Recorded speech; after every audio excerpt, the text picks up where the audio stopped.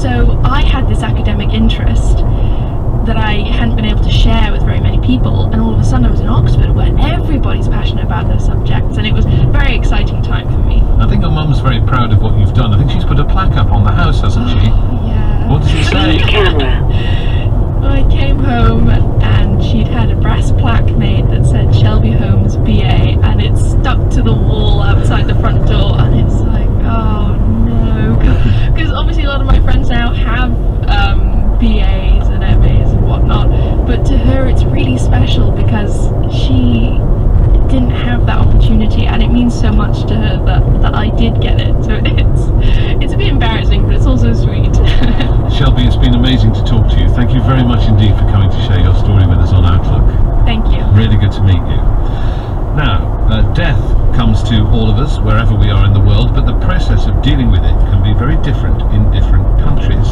Nomteto Zote from South Africa and Lauren Leroy from the United States both deal with death every day of their lives. They're funeral directors, and they've been giving the BBC's Gemma Kearney an insight into their profession. Nomteto told Gemma how she copes with what can be a harrowing job. One of the key things I learned in one of the courses I did is to separate issues. If I've been dealing with a body, or if I've happened to see what I've seen at work, it's not something that I would try and bring home if I can. I know at times things have to be discussed and all that.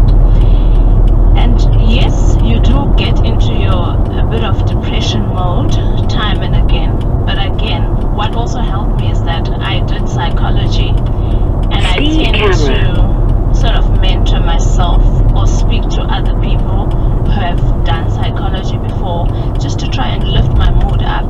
And what also helps me a lot is that I'm a Christian, so I do go to church, and the praying and the